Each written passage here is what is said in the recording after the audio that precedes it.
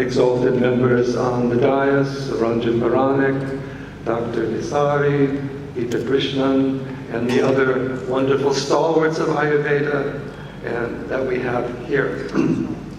Now, what I would like to address is something a little different in that reimagining and also taking Ayurveda forward with a new vision.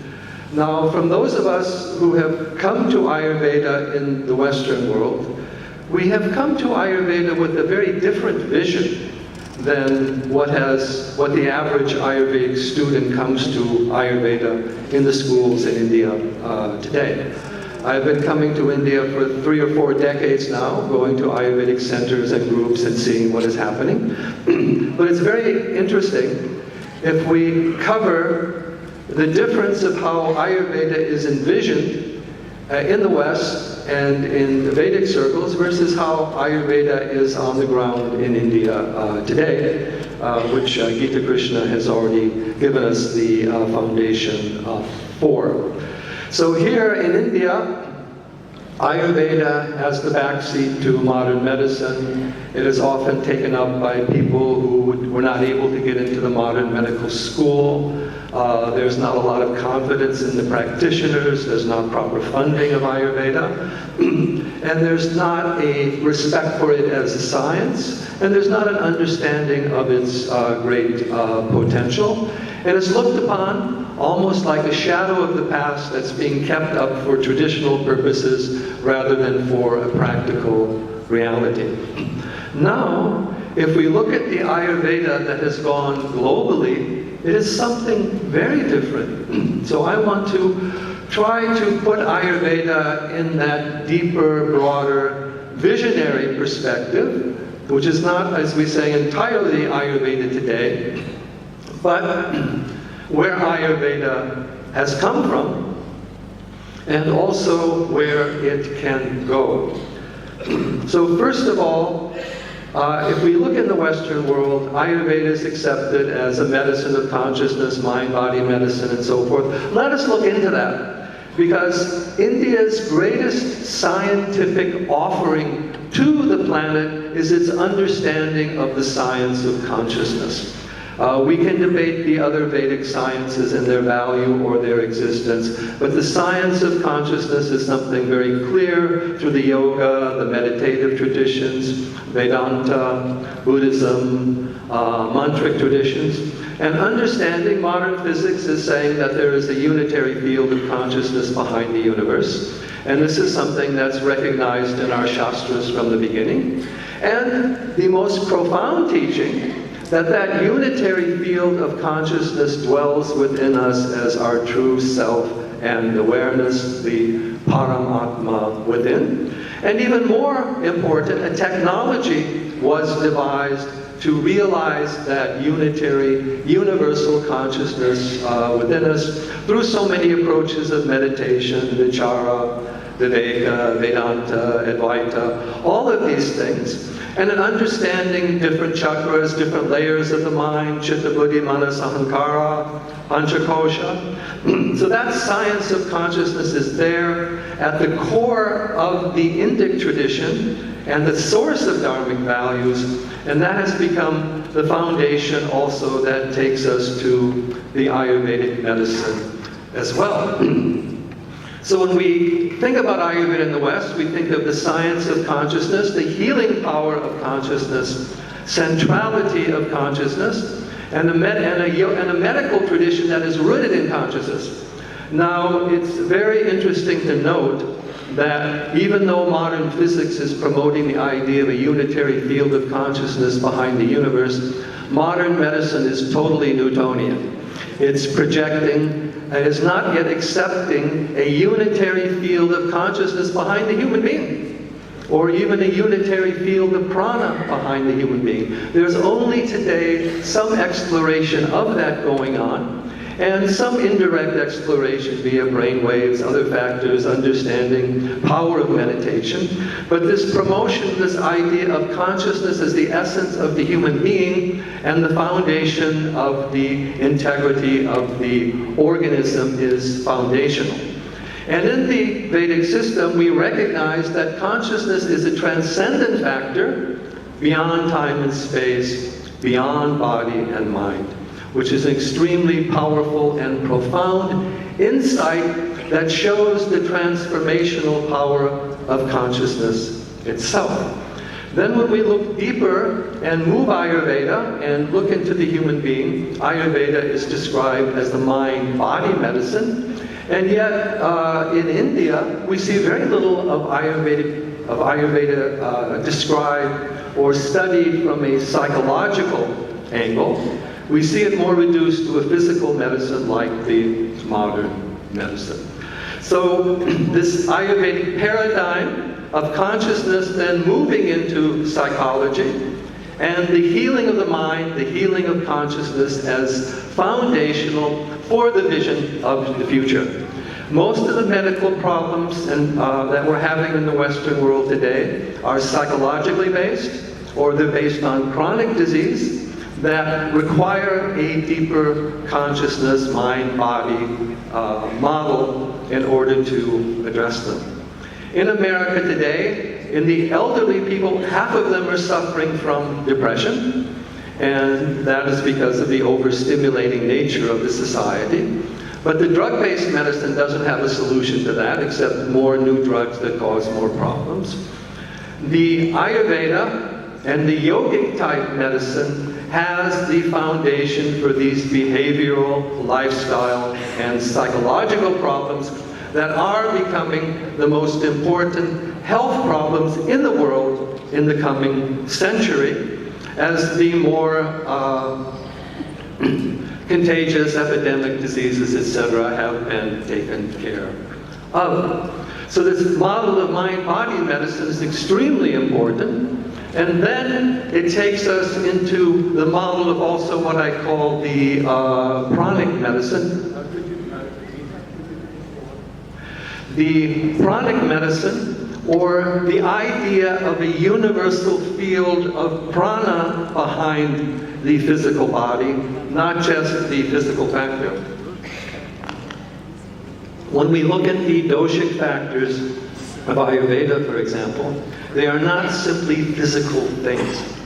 They are a psycho-physical orientation that helps us understand the energies of mind and body and how they work together. The primary factor in healing is prana, and this is also the link between yoga and Ayurveda. And Ayurveda, as the pranic system of medicine, is emphasizing that we have the proper prana in our food.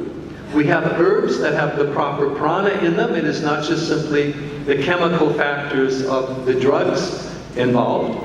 And in healing the pranic field behind the physical body. So in other words, we've moved from the inside to the outside through consciousness, mind, and prana, because our main issues and problems are coming from our emotions, our thoughts, our feelings, our interconnection with our environment. So this whole science of prana also has to be addressed. Science of consciousness, science of mind, science of prana. This is what the Vedic system gives us for the century, and this is what the rest of the world is looking into as well.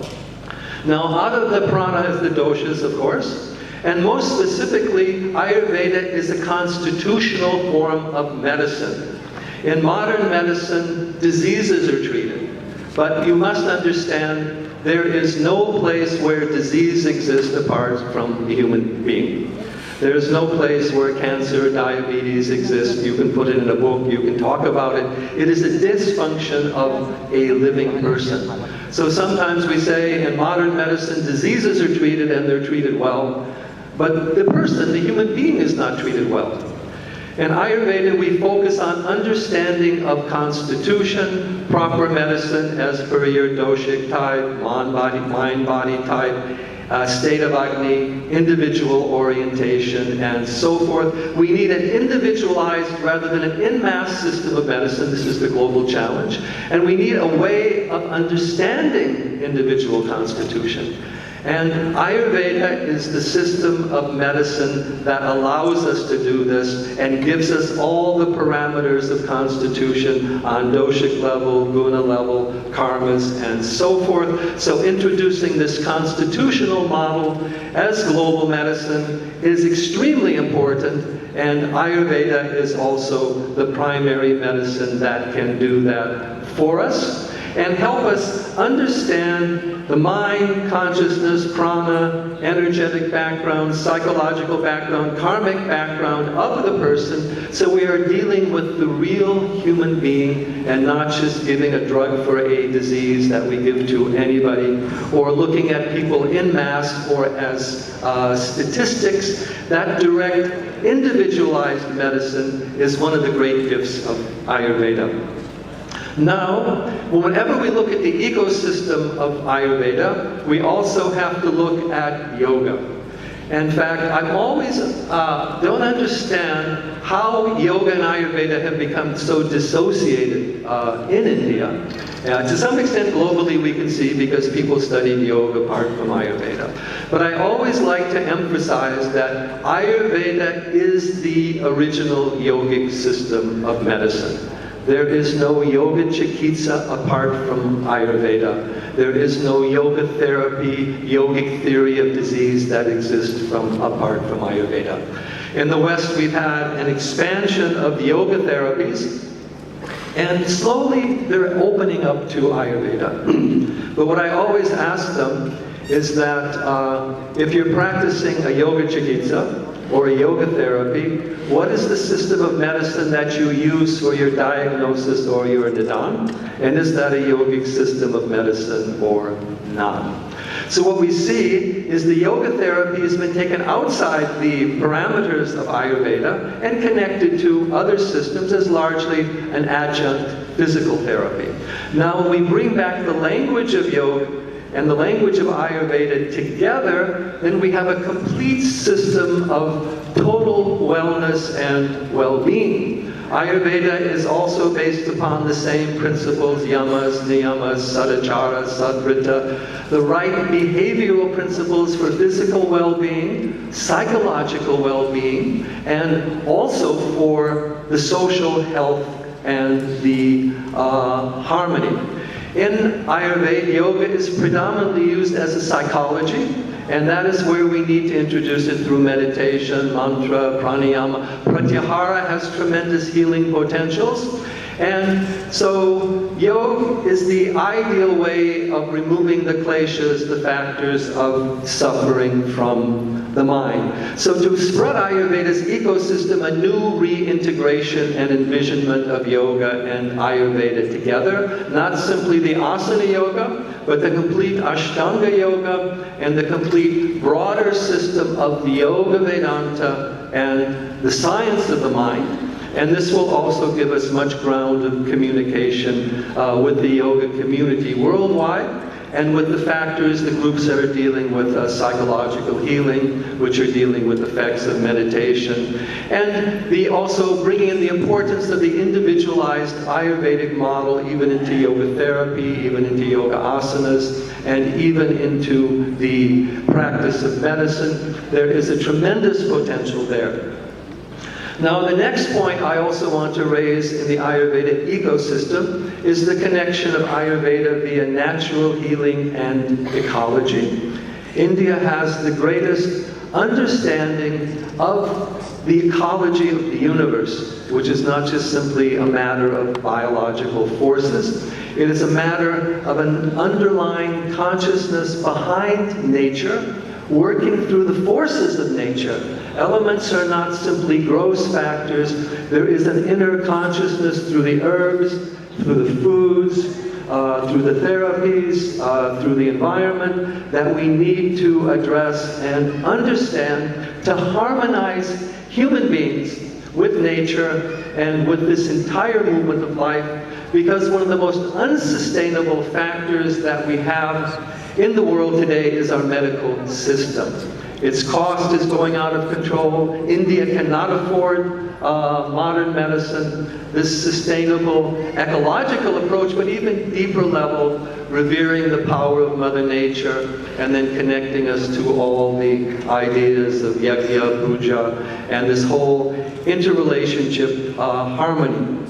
And then the important part of Ayurveda that comes out of this is Ayurveda's view of positive health, the dinachara, the rituchara, this whole lifestyle, daily, monthly, seasonal, stage of life, male, female, this entire model of positive health, behavioral medicine, and well-being, because the disease is only a manifestation of a disharmony that comes over a period of time. Ayurveda has the greatest understanding of preventative medicine and also the promotion of positive rejuvenation and longevity. And through the Panchakarma, also it has this ability to remove the doshas or the disease-causing factors before that particular disease manifests.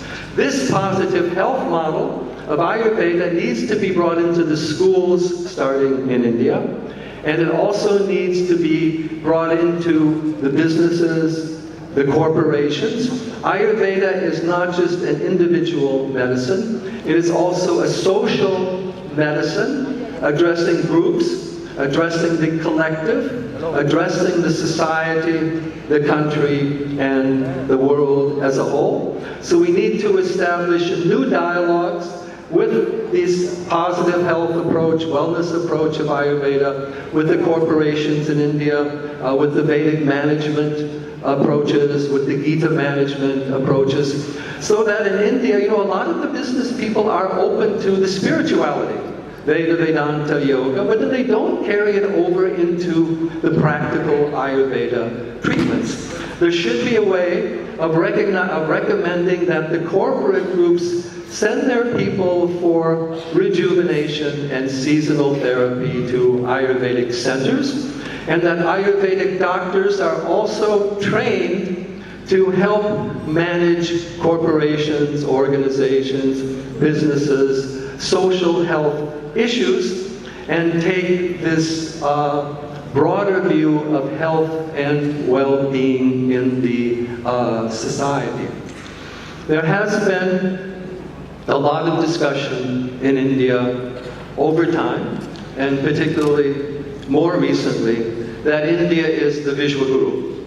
India is the potential guru of the nations, and certainly India has been that historically, going back to thousands of years. And even today, people throughout the world, for understanding higher consciousness, meditation, higher reality, go to the dharmic traditions that have come out of India. And yet, we see that these traditions are not properly understood or supported in the India context. Ayurveda is perhaps the most glaring example of that, but it has extended also through the textbooks, through misunderstanding of history and tradition. So what we need to understand is that this new movement in Ayurveda is not an isolated phenomenon. It is also this whole renaissance in the Vedic and Dharmic traditions that's happening globally, and that's happening now in India today. Last year I delivered the annual talk for the Indian Council of Historical Research in Delhi, the main governing body for history, and emphasizing the need to create a new model of ancient history showing the Vedic basis of civilization in India from the beginning, and also through that showing the continuity of the teachings and traditions, yoga, Ayurveda, Vedanta. And then Dr. Nisari said that Ayurveda has not been innovative of the last 1,000 years, but actually Ayurveda has been very innovative of the last century. Maharishi Mahesh Yogi has opened the doors to a lot of research, but Ayurveda also has many traditions throughout India that do exist, but yet are not being properly studied or preserved. that work also needs to be done. But an Ayurvedic renaissance is going on as part of this Yoga, Vedanta, Vedic expansion, and it needs to be integrated with that, integrating with all the Vedic ecosystems, which include the Yoga, Vedanta, Jyotish, Vastu, Sanskrit, Vedic management, Vedic counseling, all these things. And then in the West, we're having a renaissance in natural healing, Chinese medicine, native forms of healing, herbal medicine. Ayurveda is a very important part of the ecosystem.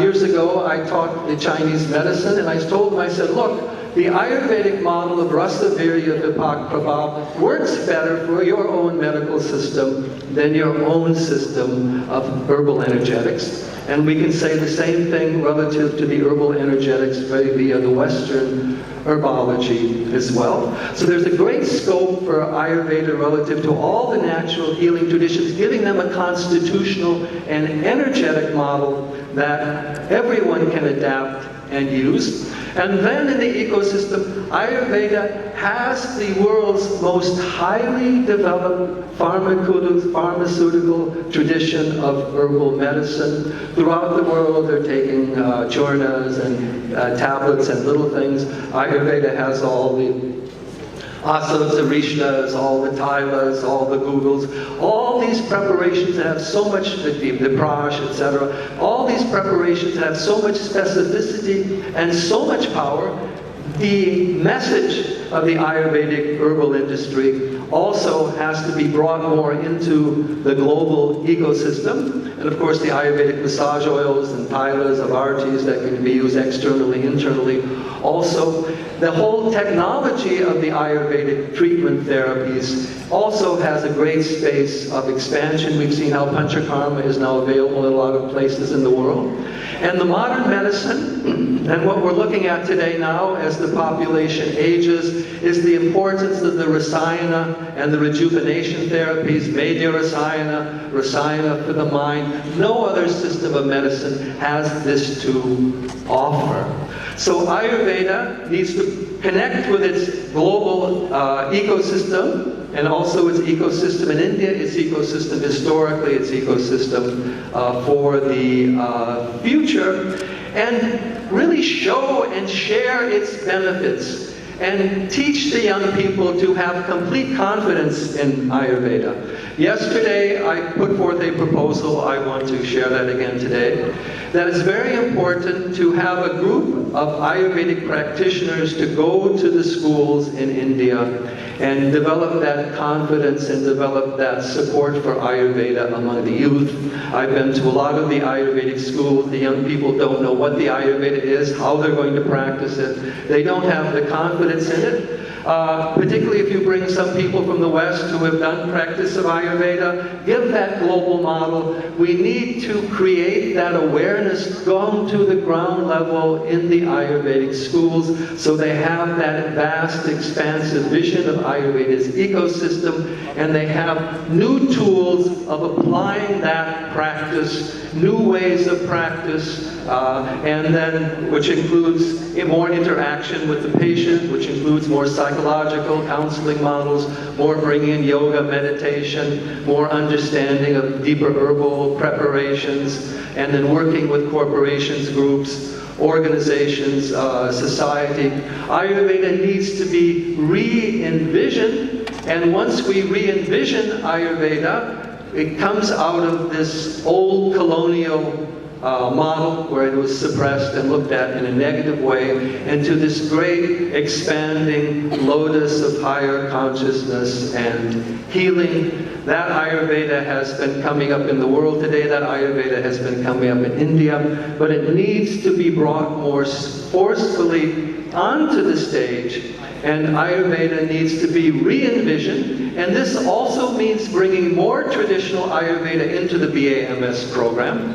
More yoga and Ayurveda, more meditation, more mind-body medicine, re-envisioning Ayurveda in the light of the coming century and the global health challenges, rather than simply looking at Ayurveda in the past, and no longer competing with modern medicine or fighting with modern medicine, but seeing the areas in which Ayurveda can contribute positively. Chronic disease, psychological disorders, disease prevention. Ayurveda has so much it can contribute, and work together and create a model that brings not only treatment of specific diseases, but also health and harmony to the individual, society, educational system, basics of Ayurveda in the educational system of India. There is so much that can be done, and I find what's often lacking is both the enthusiasm and also the plan. The manpower and the resources are there, and they can also be developed, and the connections between these Vedic groups can be developed further. They're coming up to some degree in India as well. But I will say in closing, and for certain, Ayurveda is the global medicine for the coming century. The sooner the world recognizes it, the better it is. And the sooner India recognizes that, the better India will be. There is support in the present government for doing that, but there also needs to be brought into the intellectuals, the media, the intelligentsia, and also into the doctors. Recently, though, I gave a talk before a group of medical doctors in Jaipur, and I found that they had more positive interest in Ayurveda and more enthusiasm than some of the Ayurvedic practitioners that I have seen. So we don't need to look at them as enemies. That great tradition is there. So let us welcome this new renaissance, this new era of Ayurveda, global Ayurveda. 7 is the number of completion. So let us move forward with a networking, with a heart-to-heart connection, and the deeper faith, confidence, and enthusiasm. So we talk to people about Ayurveda, our eyes brighten up, their eyes brighten up, a higher sense of awareness, art, beauty, consciousness, not just simply science at a gross level is there. And Ayurveda will definitely be a key factor in the bringing of peace and harmony in the world, which we need so much today. Shri Guru Pyo Namaha.